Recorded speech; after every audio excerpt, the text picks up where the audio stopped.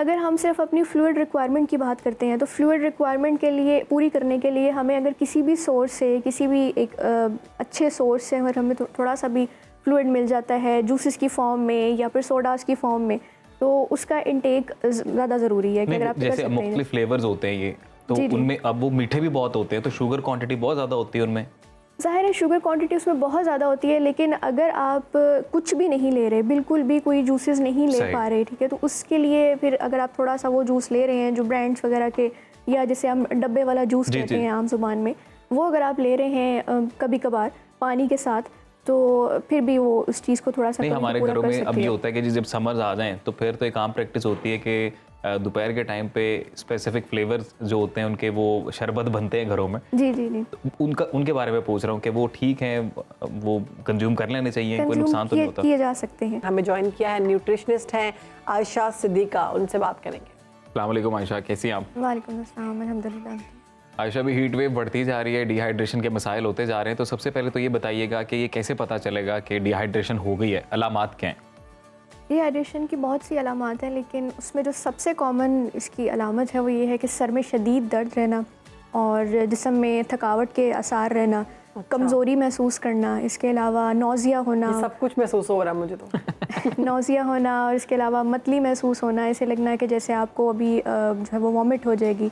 इसके अलावा कॉन्स्टिपेशन होना और इससे मिलती जुलती जो अलामात डिहाइड्रेशन। अच्छा आयशा, ये डिहाइड्रेशन सिर्फ उन्हीं लोगों को हो सकती है कि जो इस मौसम में एक्सपोजर जिनका ज़्यादा गर्मी में, या जो इंडोर भी हो सकती है, मतलब एसी में भी अगर आप? गर्मी की जब शिद्दत बढ़ती है, ज़ाहिर है जब हमारा एनवायरनमेंट का टेम्परेचर इंक्रीज़ करता है, तो जो बॉडी के अंदर जितना पानी हमारे ऑलरेडी स्टोर्ड होता है वो आहिस्ता आहिस्ता जो वो बुखारात बनकर निकलना शुरू हो जाता है, ठीक है। इसके अलावा पसीना हमें बहुत ज़्यादा इस मौसम में आता है, चाहे हम एसी में भी रहें। एसी के अंदर ये होता है कि थोड़ा सा इस चीज़ को प्रिवेंट किया जा सकता है, लेकिन जब आप एसी से डायरेक्ट बाहर किसी दूसरे रूम में जाते हैं तो वो टेम्परेचर डिफरेंस की वजह से भी काफ़ी ज़्यादा जो है इसमें प्रॉब्लम हो सकता है। ये हो रहा है कि डिहाइड्रेशन की वजह से मुंह का बहुत ज़्यादा खुश्क हो जाना, होंठ फटना, जुबान में खुश्की हो जाना जिससे पानी तक आपको चुभे, तो ये डिहाइड्रेशन की अलामत हैं। बिल्कुल, इनसे कैसे बच सकते हैं? डेली ऐसे कौन से मशरूबात इस्तेमाल करने चाहिए, ऐसी कौन सी ग़िज़ा खानी चाहिए कि हमें डिहाइड्रेशन ना हो?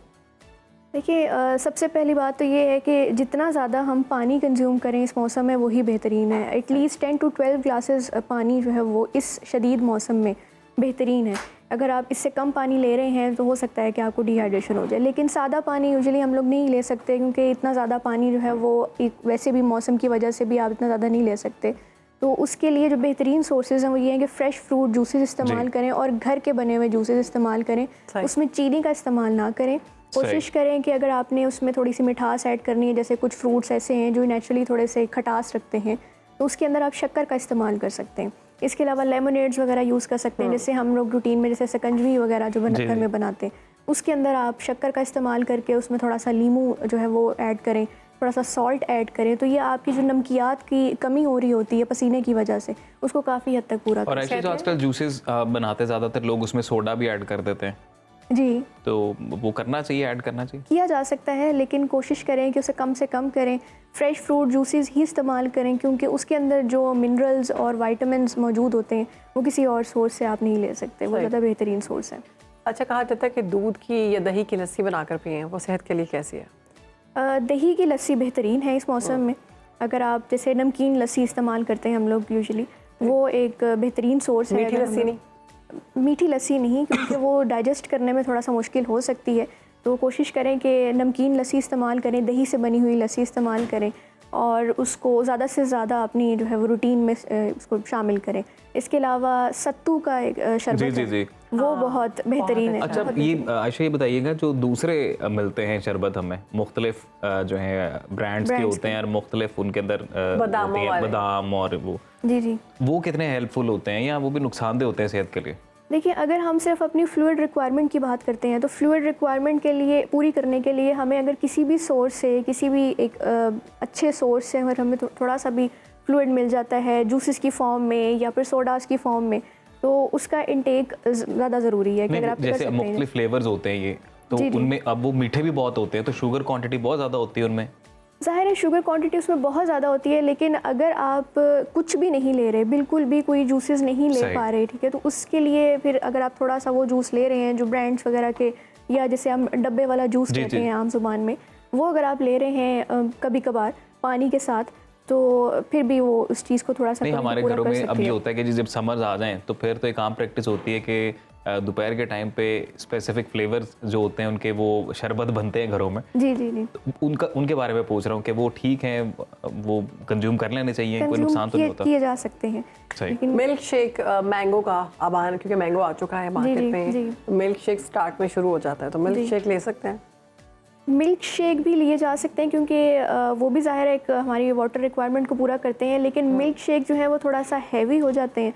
तो जब आप इस तरह के गर्मी की शदीद मौसम में बाहर निकलते हैं तो उसमें आपका इम्यून सिस्टम जो है वो कुछ हद तक वीक होना स्टार्ट हो जाता है। तो कोशिश ये करनी चाहिए कि वो चीज़ें लें जो आसानी से हज़म हो सकें और आसानी से आपको जूसेस या फिर वो चीज़ें जो ज़्यादा लिक्विड फॉर्म में हो वो ही लिक्विड। हज़म हो अच्छा, सकें। ये बताइएगा जैसे कुछ फ्रूट्स हैं जिनमें वाटर क्वांटिटी बहुत अच्छी होती है तो वो भी Watermelon। आपको बिल्कुल। हाँ जी हाइड्रेटेड रखते हैं। वाटरमेलन की जैसे भी बात हो रही है, जी, तो बिल्कुल। वाटरमेलन के बारे में बताइएगा, क्योंकि कुछ लोग ये कहते हैं कि अगर एक दफ़ा काट दिया उसे और उसे आपने फ्रिज में रखा है तो वो आप उसी टाइम ख़त्म करें, वो अगले दिन नहीं खा सकते, ऐसा कुछ है? जी बिल्कुल ऐसे ही है।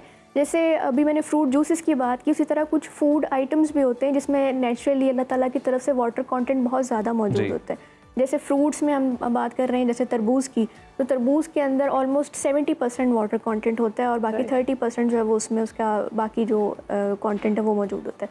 तो ये एक बेहतरीन सोर्स है, अगर आप लोग उसको डेली रूटीन में इस्तेमाल करते हैं तो वो आपकी पानी की कमी को काफ़ी हद तक पूरा कर सकता है। इसके अलावा अगर हम दूसरे वेजिटेबल्स की बात करते हैं तो खीरा एक बड़ा बेहतरीन जो है वेजिटेबल है जो पानी की कमी को ना सिर्फ पूरा करता है बल्कि हीट वेव से भी आपको काफ़ी हद तक बचाता है। और अगर अब ये तरबूज खा रहे हैं तो रोज़ाना फ्रेश खाएं, रोज़ाना एक फ्रेश दिन का पड़ा हुआ अगले दिन ना खाएं। एटलीस्ट एक दिन पुराना हो तो वो भी खाया जा सकता है, लेकिन ज़्यादा पुराना होगा तो जिस चीज़ के अंदर पानी की मिकदार ज़्यादा होती है सही। उसमें कंटेमिनेशन होने के चांसेस भी ज़्यादा बढ़ जाते हैं, इसलिए उसको ज़्यादा पुराना लास्ट जाते तो ये बता दें कि क्योंकि गर्मियों में ना रोटी खाने को दिल नहीं करता, शायद गर्मी की वजह से, तो ऐसी जी, कौन जी। सी चीज़ें जो हमें खानी चाहिए रोटी की ऑल्टरनेटिव के तौर पर? देखिए सैलड्स बहुत अच्छी चीज़ है। अगर हम रॉ वेजिटेबल सैलड्स लेते हैं तो वो हमारी नमकियात की कमी को, हमारी विटामिन चलें, मिनरल्स की ठीक है। कमी को भी पूरा कर सकते हैं। ठीक। और इसके अलावा आप फ्रूट्स जो है वो ज़्यादा से ज़्यादा लें, वो फ्रूट्स एंड बेहतरीन है। वेजिटेबल्स लें अगर आपसे रोटी नहीं खाई जा रही, जी, क्योंकि गर्मी की शिद्दत बहुत ज़्यादा है।